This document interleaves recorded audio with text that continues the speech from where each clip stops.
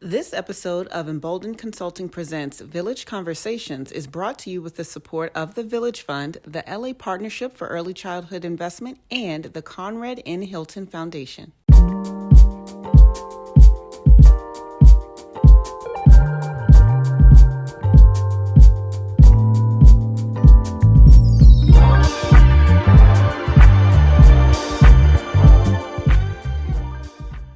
Hi, I am Amber Bolden. This is Bolden Consulting with my co-hosts, Rakayla Simpson, Rack City. Hey, and this is Village Conversations, where we will be talking to different community-based organizations that are supporting the work of Black maternal health. This is also a partnership with the African American Infant and Maternal Mortality Initiative, but we'll be talking to organizations to see how and why they do what they do and also what helps to sustain them.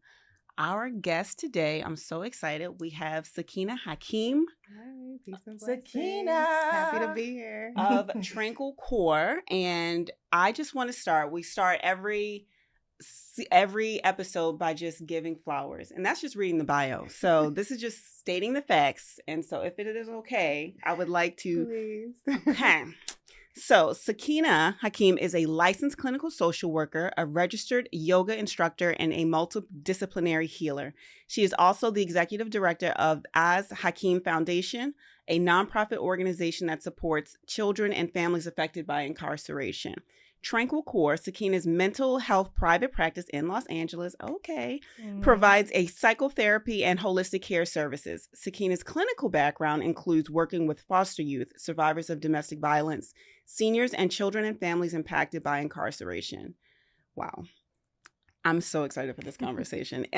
In her recent work, she has dedicated time to creating sacred spaces for Black women and mothers for communion and healing through support groups, wellness workshops, and prenatal yoga classes. I have to shout this out. Sakina is a graduate of Clark Atlanta University and Howard University. Yes. We have to celebrate our HBCUs. She is a healer. She's an energy shifter and a member of the Village family.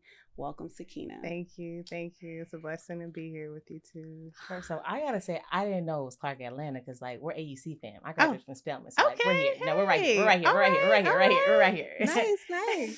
Love it. I wish I could claim that. No worries, we got love. We got love. I grew up the street from Morgan State, so I will claim that. All right, we're gonna jump into our rapid fire questions. Right. And I think, and Rakayla's she is the icebreaker queen. So I feel like it's one of my talents. It's one of my gifts, you know. And so just like a hot seat before we get down to the nitty gritty, just a couple of things. So, for example, hot or cold? Hot. Interesting. Pepsi or cola? Neither. Water. Trick question. Okay. Winter or spring? Ooh, that's a hard one. Spring if my allergies aren't acting up. Big family or small family? Big family. Okay. Hold on, you talk about my family niche? It's a random question. It's up to you. I miss the big family that I used to have, the matriarch, Okay. went on to live. But Yeah, I miss Life of the party or kick a corner? Life of the party. I'm a Libra. Interesting. Yeah. Aries here, checking in. Yes. I'm here. My son's an Aries. Okay. We see each other. Okay. Fire. Apple or Android? Apple. Okay. Yeah. All right. I get you on that one. Okay. I was going to say one more, and I don't know about this, but what came into my spirit was Lauryn Hill or India.Arie. Nice. That's not fair. That's a good one. It's a great one. That's not fair. I know. Okay. Can I just say why I love both? Sure. Tell Okay. us. I got to. Okay. India.Arie gets me centered Okay. when I have to be reminded to come back to the middle. Okay. Lauryn Hill reminds me, I got some breakup songs on there. Yeah. So she reminds me to pull it together. Yes. I got you. Used to love him, that one. Yeah. Perfect. Yeah. So they both get me right, and yeah. Okay. Yeah. So Okay. that's a hard See, it one. wasn't too bad. It wasn't too I was bad. going to get real nitty, but for the sake of time, if we got more time, I'm making it to You the can give real me nitty. some at the end. Yeah, It's yeah, fine. yeah. It's I fine. I think we're loose. I think we're warm. Yeah. I'm going to jump directly into it. So, Okay. Sakina, you are a licensed clinical social worker and the founder of Tranquil Core. Yes. This is not like work. It's not light work. This is not easy, especially, all that you all the, like we just like discovered in the bio, but how did you discover your passion for therapy, and what made you decide to pursue it professionally? So interesting. I always have been like that helpful friend. And when I went to Clark, I majored in business. I wanted to be an entrepreneur. Didn't decide what I was going to do yet. But while I was in, where was I at? I think I was preparing. I was vice president of the supply chain management club, and I had to put like a community event together. Small flex, keep going. And it turned supply chain just dropped it to keep going. I'm like, what is that? Who even knew what that was? But okay, carry on. So I had the responsibility of, I might have been president because I think, I was president because I had to. Go ahead, keep going. Anyway. I had to put together a community program, and I started putting together a whole nonprofit organization for young girls. And I had little cousins. So it made me think about, well, how can I support this group that seems to be going through a lot and feeling unheard? And it just stopped at the nonprofit sector. And when I moved to DC for grad school, I took a break, and then I ended up looking for like a job. I needed a full-time job. I was working a couple of part-time jobs, and someone talked to me about social work at Howard. And I said, well, I don't know what that is. They said, well, what's your passion? I told them about my nonprofit, my idea. They said, well, how are you going to help people? You don't know, how to really help them. I'm like, I got cousins. They talk to me. You know what I'm saying? They let me know what's going on. Right. But then I was like, well, I'm not about to go to school and, if anybody suggests I go to school, I got to know what I'm going for. So I researched social work in the program, and I learned about just understanding the whole biopsychosocial aspect of how our lives are impacted, how it shapes how we perceive ourselves, how we perceive the world around us. So I jumped in, and immediately you do field work. And of course I was assigned cases, and I had my own clients. I had to do individual therapy with adults, children. It didn't matter. You have your supervisors to support. And I was like, I like this. But I knew that I still needed to be in control in a sense, because once you work in these organizations, they say, they're for the people and all that stuff, or the community, but they're about billable hours. So I knew once I did all the grunt work for all the organizations I needed to do it with, I decided to get my private practice in, because sometimes clients need a little more time. Sometimes they can't come weekly, and they don't need to be rescheduled. They got that pressure in outside clinics that they need to come every week, but they got jobs, they got different things. So the private practice helped me put in perspective how I can better support, especially my community. But yeah, I hear that so often. Like, clients need more time than what the system provides. So that's amazing. Like, I did want to go back. How did just in the beginning, how did your family respond to you saying, I'm leaving business, where you will have these good paying jobs, to go to more school, to perhaps start out not making as much of the coin, as much money as you could be projected to make with a business degree? Well, first they knew it fit because of how I am. But I worked for Delta Airlines coming out of undergrad. Nice offer salary for a freshman. I mean, not a freshman, a new graduate. And everyone got flight benefits. Well, my parents got flight benefits. They were the only ones that got flight benefits, but then my siblings got my little buddy passes or whatnot. But whole family was like, wait a minute. Wait a minute. Let's talk about this. The salary is whatever. And then ever since then, like, my dad had different, God be pleased with him. He had he didn't know what I did. Like, ever since then, he didn't know. I wasn't a doctor. I wasn't a lawyer. I wasn't an actress or anything like that. So he's like, where's the money? When's the money coming? And so I explained to him, I had to explain to him time and time again, the journey, the path. And when I got there, he was like, okay. So he got to see it before he left. So I'm pleased with that. I love that. I feel like so often it's easier to say, like, okay, I'm a doctor, I'm a lawyer, I'm this, I'm that. But when you have professions that don't have like a title that you've been groomed to have from like childhood, it can be harder to explain. And your family's just like, I guess, you know, but I'm just so glad you took that journey. Yeah. Coming out from undergrad, the salary that I got when I got out of grad school, like when you say they don't pay teachers, they don't pay social workers. Man. So like the salary I had coming out of undergrad versus the salary I got coming out of grad school was trash. Wow. But I did the work. Yeah. And still trying to move up, but life is life. So yeah. But yeah, it was a transition. Appreciate you just being in tune with yourself and listening to yourself and following your heart. Mm-hmm. And what you're talking about, like so many of us want to be doctors, lawyers, and so. Michelle Obama in her book, she talks about this idea of the impressive path and how we're put on that path from a very young age. Like, they ask us, what do we want to be when we grow up? Like, I'm 5. I don't know that, right? And then so as children, know what might sound good correct. Yeah. And then we say these things and then people's eyes light up like, oh, you want to be a doctor? Right. And so we're more so attached to people's eyes lighting up than the fact that it's actually our purpose or our passion. And so we go on this lifelong journey of saying things for people's reaction versus what we actually want to do, what actually speaks to us. And so I appreciate you for just being in tune with yourself and then asking yourself, how can you serve your community? And so that's big ups to you. I appreciate that. Thank you. For sure. I have to add, you said when we ask kids at 5, my son's 3.5, he says, I want to be a boss like mommy. Yeah. That's all he says. Yeah. He says, I want to be a boss like mommy. Yeah. So I just had to put that in there, just encourage them to take their own path. So, Kenny, you do carry boss energy. I just want to affirm big boss energy of your son. Like, that is in you. Like, I feel that. She get a hat. Big boss energy. Big boss. I do like, so this episode we're talking about like soft life, like how to be in alignment, how to like not have to like push so hard when you are doing this work, which is actually really hard work. And I felt like we had a good person, you got the yoga therapy, you got the healing arts in there. But how do you achieve this inner peace? What are your aids in achieving inner peace, like personally and then also professionally with the work that you do? So for me, it's really important to have discipline. And sometimes you can have discipline in certain areas of your life. Like one area of strength for me is spirituality is most of my discipline. And knowing that my health is important, it's been just trying to model what I'm listening to my body.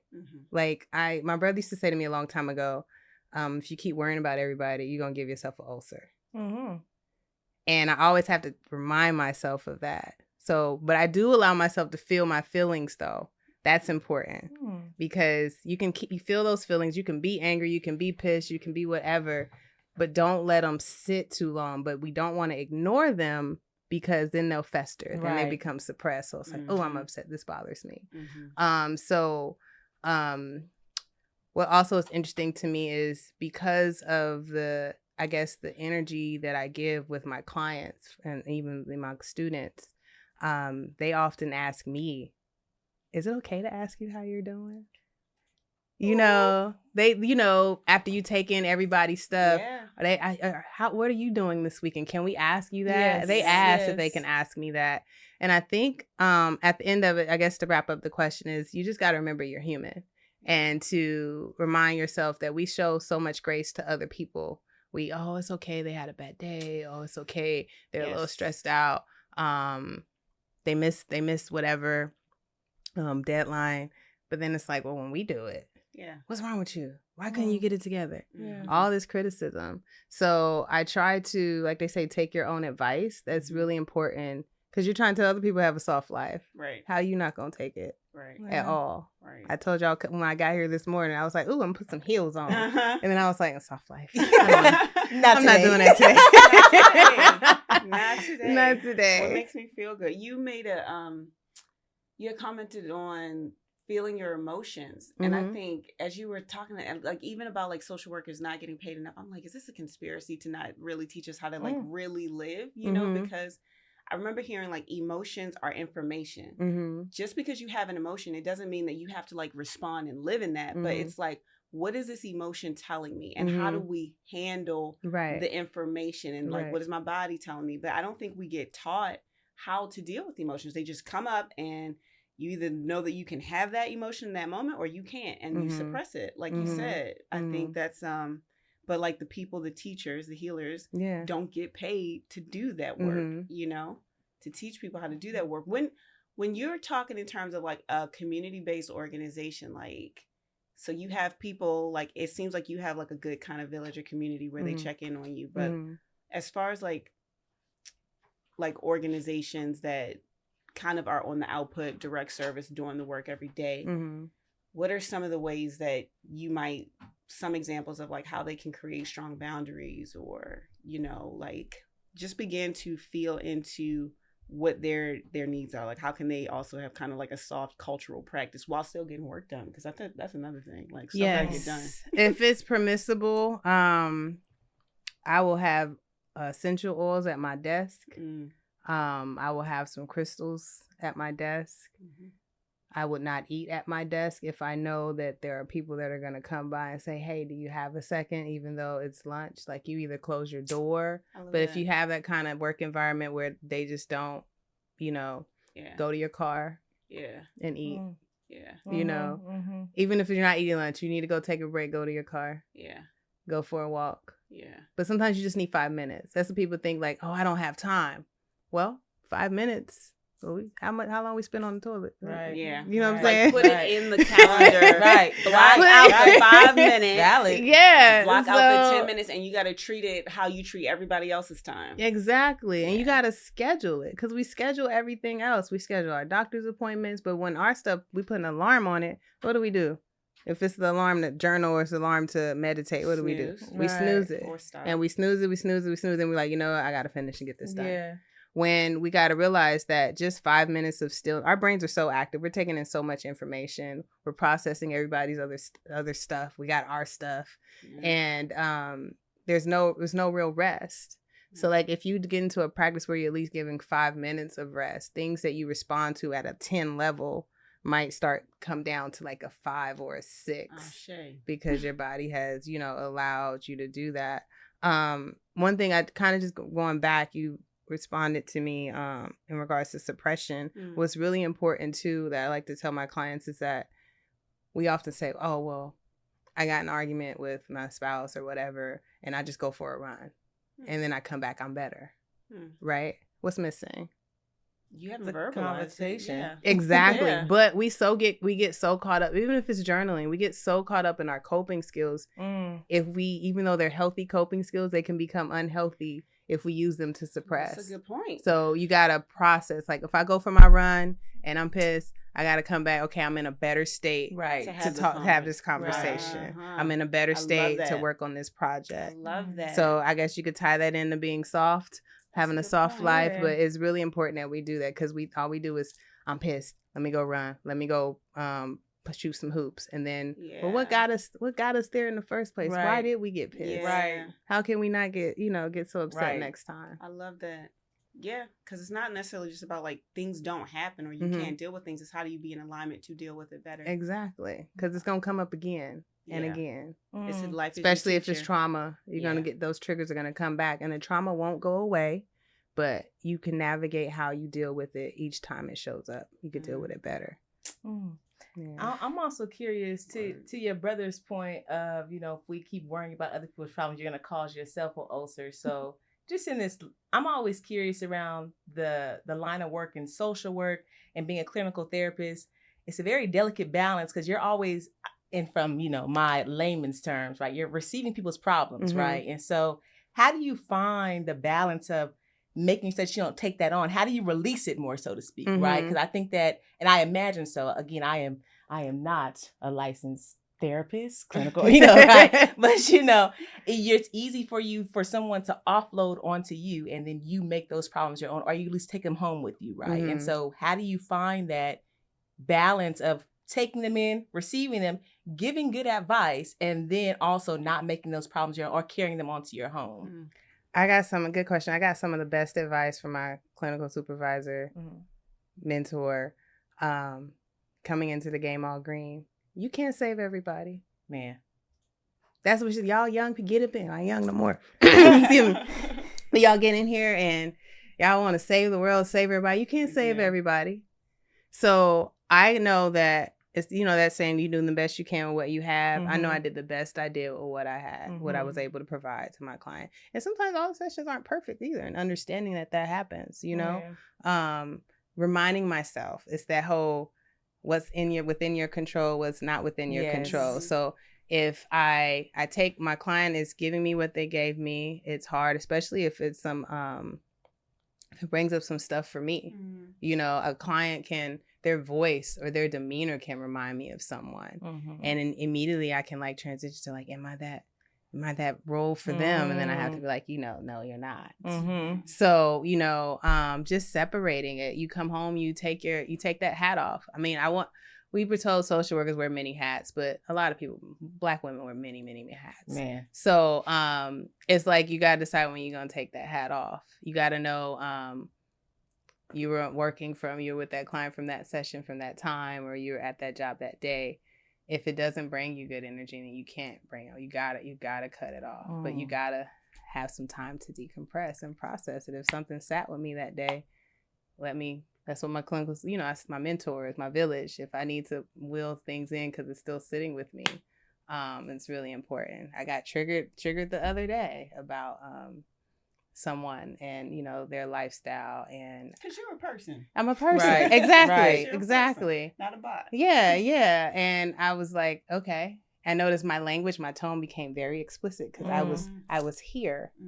And then who I was with, they were like, wait a minute, why did you use that word? And I was like, you're right. But I'm recognizing that this situation brought me here. And let me bring it down a little bit because I don't like being here. Yeah. So it's about listening to your body too. Yeah. So like when you come home from all that, if you don't like the way it makes you feel, you gotta wash it off. You know, and just let go. We gotta learn to let go, especially if it has nothing to do with us directly. Yeah. It's really important. I think it's such a good lesson though, because when something hits you, it's like that's again information. I think we spend a lot of time trying to evade hard things. We try to evade like a challenging situation. And sometimes you don't need to be in every challenging situation, but if you're in it, there might be something for you to learn. So like you said earlier, where you might have started at a 10 at a different level of learning or understanding is now a 5. You're like, it hits different. It just doesn't even hit the same. Yeah. Excuse me.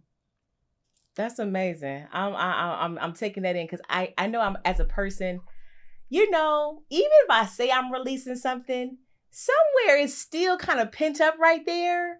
And so it's very interesting. And I think that that's a kind of the weight of Black women. And our conversation could go there if we wanted to, right? But, you know, we are, I think, socialized, right, to be able to handle our families, handle our communities, the world even, right?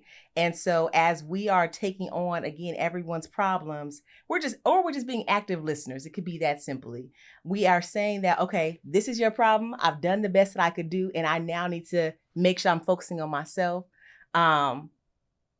As easy as that sounds, I don't think that we ever fully 100% let that go, right? We're always in the back of our mind making sure that everyone is good, right? It's this idea of the strong Black woman complex, right? That we're the peanut butter, the jelly, the bread. Still doing that? I mean, I think that as a collective, we said that we're going to let it go. Yeah. But mentally, it's something that's like ingrained in us, and it's like a daily practice that we had to actively practice. So collectively, we said we're not doing that anymore. Like we've said that.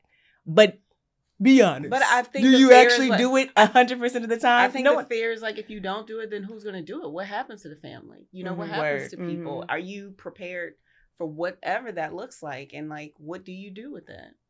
That's a lot. I'm like, Sakina. Yeah, I'm like, tell me. Tell us what happened. But like, how do you process? We're in therapy. We have like a therapist. Definitely. You know, all of those questions, those big, you know, how do I balance my life? Fix it, you know, but, and that might be big, but yeah, like, I guess, how do we, at least what are some of the practices that can help move us in that direction? Yeah. I'm not holding all of that. What are some of the things you can do? We're like getting everything out of the coaching bag. I see. I'll tell you what I do. So if you already play that role of taking on the family stuff, like my brother recently, I have more than one brother, but told me that. Where you fall in the line of siblings? I say I'm the oldest because I'm the only girl, but I'm like, wait. I'm like third out of 4. Okay. Got it. But I get that. That's funny. So I was having a struggle and I was emotional and it was about family stuff and the weight on me about being the matriarch of the family now. Because we don't have grandma's gone, grandpa's gone, dad's gone. He was the last survivor of his siblings. And everyone's everywhere because everyone came together for grandma. Yes. You know, that happens. Everyone came together for grandma. Grandma went first. So everyone's still trying to get together for papa. So I was like, I'm just trying to get in a position where we can, you know, who owns what? Like we need a home again. Yeah. We need a home. Yeah. And he was like, even though you don't have that, he was like, you are the matriarch of the family. And I think when we take on this role, we want to fix, we want to take care of everybody. We'll make sure everyone has a space, right? I think what transitioned for me is I had my own son. And I think that's where I got better. I got better at being more present and taking care of myself. Yeah. Because I got to take care of him. Right. So when I have my own stuff with my family that's going on, someone needs my support, but I know there's not much I can do right now or at this time. Let me do what I need to do with my family first, and then I'll get to that. So Do Not Disturb has been a great new feature. Using technology. You know, that type of stuff. I used to be so caught up in, you know, if my dad called, my mom called, can you help me with this? Especially when I worked for Delta. Can you look at this flight? Yeah. So, and I'll be at work and I'm like, okay, but their situation is not urgent. So like you can't let people don't let anyone make their urgent matter your urgent matter. Man. So it's just about boundaries and like knowing that even though you want to fix or carry the weight of the load of anyone, you got to remind yourself that at the end of the day, whether they take your advice, whether they take your direction, they're going to do what they want to do. And then they're going to come back to you again for something else. So if you need to say no, say it. If you need to schedule it for later, schedule it for later. And also be okay with if it doesn't work out for them or if they have anything against you for that, then that also was meant to be too. If they're going to hold something against you for not responding, not helping them, they still don't come back. You know, but you got to model what they need to do for themselves too. So I love this. I feel like I'm listening to you, and I know we started off saying like, "Oh, Sakina, you have boss energy." You do, but now I'm like, I feel like even in this conversation, I'm like, "Oh, I get it." You know what I mean? Big boss. I get it. Or like even why? Because you know, as the only girl, like I'm not, but I definitely get it because you know the old saying. It's like, it says mothers raise their daughters and love their sons. You know what I mean? It's, the boys get treated differently in our community, but I think that the softness, you know, that we talk about is like allowing things to flow in. Sometimes I think when we are very, and this is not you, but I think like when we are very like hard or protective, we can keep everything out. You know what I mean? But like, also deciding, I think you're talking about this, like how to like let in what you need to let in and let go of what you need to let go of, like almost having that fluidity about you, but like consciousness around it. So that's beautiful. What does your body do when you know you stressed out? Like you got to pay attention to that. My eye will jump. My eye jumps. I'll start twitching for real. Yeah, it'll just be yeah. Remember the PJs? Yeah. And sometimes you don't want to admit it. Right? You're like, I'm fine. And then it's like the body is like, no, you're not. You get sick, you get whatever. Right. You only be sick for a day because you had to sit down. Right. It's like, we both gonna sit down. What do I got? I'll take us all out. Start breaking out. Yeah. I'm like, yeah. That too. What is a village to you? What is a village? A village to me is having a collective of individuals, whether they're all together or in separate pieces, right? Like, you know, you have that one friend, you could talk about this. You got that one friend, you could talk about that. Yeah. It's the same thing for even in the professional setting. Like if I'm reaching out to the supervisor for that, or if I'm reaching out to a colleague for this or that, I think knowing that there are people there to support you and uplift you, but also hold you accountable, that's a village for me. Like a safe space to go, and for me to be able to reciprocate it as well. Collective care. Yeah, I like that. So that a non-judgmental, supportive, peaceful space. And it can be a stranger. You ever met someone on a random day and it just be real divine? Mm-hmm. Like I think that's a village to me, because it's a universe breaking someone to give me a token that I didn't know, or I knew about it, but I needed to be reminded. Yeah. So like, I think it could come in so many forms. It's not even who you identify it to be all the time. Yeah. What is... Oh, I was going to say, I just realized we actually never asked what your definition of a soft life is. Yeah. Okay. So for me, the soft life is stillness. It is peace. And it's being comfortable with being uncomfortable. And I say that because we talked about like the burdens that Black women carry. And it's like, you make that shift, that transition to having that soft life is going to be uncomfortable, because it's like, can I rest right now? Can I take this break? And I think tying into just listening to your body, listening to what your spirit needs, what your soul needs, that's soft. Being slow, being present, no rushing. I'm telling you, no anxiety. As my other brother says, no anxiety. No anxiety. And as I say, in time. Yeah, in time. We gotta be in time. And I'd be like, Rakayla, what time is it? I'm like, Amber, everything that has to happen is going to happen exactly how it's supposed to happen. I'm trying to tell you, we're in time. I was nervous. I was nervous coming up. Just being on cameras and things like that. It's like, ooh, I hope I answer these questions right. I hope I get what needs to. And it's like, right. Bring that down.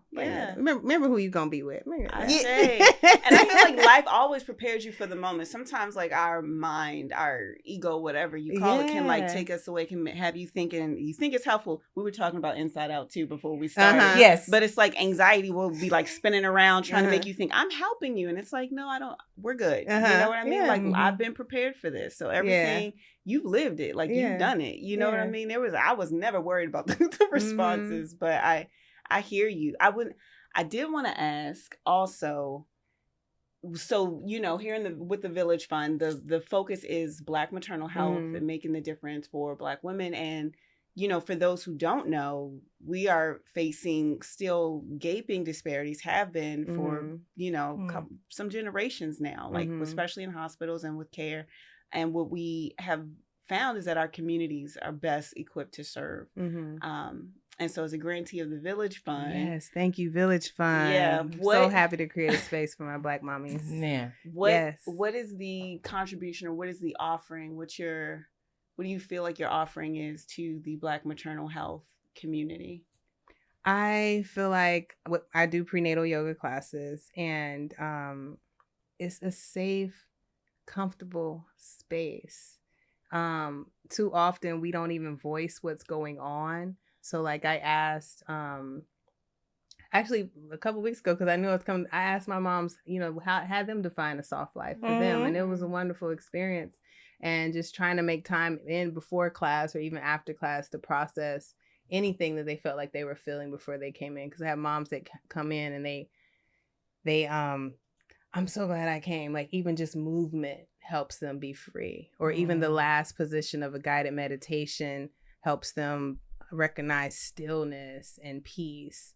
And I think that environment is so nurturing, because we also talk about, I don't get too much into my birth experience because I don't want to tell, you don't want to, scare or, but if they ask, I would answer. But just it's an advocacy opportunity too as well, because a lot of times we don't want to speak up in the medical spaces. We don't want to, I don't want to bother too much because, they might think I'm asking too many questions. If you don't, which is pretty evident, a lot of women don't know their bodies, right? And if you don't understand what's going on, you need to ask about it. Don't think I should know. Yeah. I should know what this pain feels like. I should know. You haven't been pregnant before. Wow. Yeah. And a lot of us before being pregnant weren't really going to the doctor regularly. Right. Yeah. So, you feel like it's heartburn. You feel like it's anything. Say something. And if you don't feel like you can, get somebody in there that will for you. Whether it's a doula, whether it's a spouse or partner or whatever, get somebody else in there. And I think it reminds them, that space reminds them or empowers them at the same time. Because another mom would say, well, I did this. Yeah. Or when are you due? We definitely should. What are you doing after this? Let's go to lunch and things like. It creates a new village of mommies, especially a lot of them are first time moms coming in, and now they know they did this yoga class with this mom, and then it's so rewarding. I feel like maybe 10 years ago we'd have been like, oh, prenatal yoga, that is that's just like not our thing. Yeah, like, we'd be like, oh, that's a white people thing. That's a rich people thing. Yeah. It's like I just am like abundance. therapist. Like, you know what I mean? But like this is for me too, and as you're talking, I'm like, you are creating those punctuated spaces in the kind of always giving, you know what I mean? You're creating those soft spaces where you collect yourself and you get to think and then be like, okay, what do I need to do? It's like a yin and yang, like it's the inhale breath, you know? So. And I'm fortunate for the clinical piece because now they can ask me other questions for resources they might need, Yeah. So that's always been helpful as well. So yeah, I really, it's very rewarding. We have our moments and I say, okay, we put our hands on our chest, put our hands on our babies. And I'm like, wait a minute, y'all babies. Right. It's ours. Yeah, it's ours. But I'm like, wait a minute. Nothing's here right now. But I get so caught up in the moment because it's a beautiful space. Yeah. And just seeing everyone move gracefully and hearing the breathing. And I'm like, I could hear but the breaths. I could tell how much it was needed just with the exhales. Just with the exhales. It's a magical space. I have a very simple question to ask. So just to your point of just like being able to have a comfortable and being able to provide and be in a comfortable and peaceful space, I think it just kind of goes without saying, like that's a really underrated feeling. And I can't help but kind of reflect on like how many people, and I dare to say Black people and people of color don't actually get to experience what I would consider a luxury and a privilege of having a peaceful, comfortable space to kind of have every day or even just once in a while, right? And I remember, when we were kind of discussing what topics to have and this idea of soft life, I was telling Amber, like, I want to be on this one because I feel like I'm experiencing like, I have a lot of Black women in my life who I'm not sure if they've ever experienced a soft life. Just to be able to have a space where like, oh God, I can just, just like breathe and be comfortable, like girl, right? And so I would like to know, like, what advice do you have for people who are just like they feel as if they're in a constant hustle and bustle, hustle culture life, right? Where they're like, I'm not sure exactly what avenues or what spaces I have where I could just do whatever I need to, let my hair down. I'm like, it's like every time I wake up from 3 a.m. to 6 p.m., I have my day accounted for, whether that's me commuting all the way to LA or the IE or wherever, right? And then as soon as I come home, I got to go to sleep because I got to prepare for my day tomorrow, right? So what advice do you have for people who are experiencing an extreme amount of hustle and bustle culture? And how do they create these avenues and these times to, find peace and comfort and rest? Good question. If you can't find it in community, then you got to try to make it at home. Routine. Do you have a routine? Everyone has some sort of routine. You wake up in the morning, you brush your teeth, you wash your face, you get your coffee, all those things. You grab the phone, right? Or at night, you other way around, grab the phone, whatnot. Schedule this piece within one of those routines. Even if you have a midday routine, lunch, and listen to a podcast, whatever. Yeah, just schedule it within your routine because whatever you feel like you got to get to or prepare for the next day, it's not going anywhere. It's gonna be there. True. This time is your time. That time you you daydream. That was 5 minutes in itself, but you would daydream about something you needed to do. Right. But just stop. But those who can get out, sometimes you just need to. Well, if you're on the West Coast, that's why I said West. Go to the beach. Yeah. Put your feet in the sand. Nature is so healing, and we forget that. We lose our roots. When the South Africa got reminded. Okay, they say we Eurocentric. We get up in these buildings. We get further and further away from the natural healing of the soil. So if it's not the beach, and maybe it's walking in the grass, putting your feet in some dirt, taking in the sun, and just be quiet. But when you do, we feel like meditation has to be perfect. Yeah. Everyone's mind drifts away. So unless you're the elite up there, it's Mm-hmm. like you are going to drift. And what I tell my clients in class or students in class, students, bring your hand to your chest or maybe put one on your belly and just find your breath again. That's all you got to do, just find your breath. Am I breathing? My chest rising? Is it my stomach? Is it rapid breath? Just find that. Because now you're not thinking about, now you're thinking about your breath. And you're back focused again. And you can reset as many times as you need to. Yeah. As many times. Because you're like, I'm not aware. You are aware. Because you realize you drifted off and you came back again. Give yourself some credit. That's all I have to say about that. Ooh, Ashe. We appreciate Yeah. you. Ooh, Ashe. Ooh, that was a good one. We appreciate you. And I just want to say thank you so much for being here. Thank you for so much having for me. being a part of the Village community. I feel like I've just had the opportunity, we've had an opportunity to learn so much. And with what you're doing with Tranquil Core, with what you are doing with all of your practices, all of the foundation, thank you. We just, it's just such a beautiful offering, Sakina. We appreciate you. Thank you. You're amazing. I appreciate it. Big I boss. appreciate it. Yeah, big boss. Okay. Big boss. Stay connected as we continue our conversations with the Village Fund grantees supporting Black maternal health in LA and the Changemakers supporting strong community-based organizations.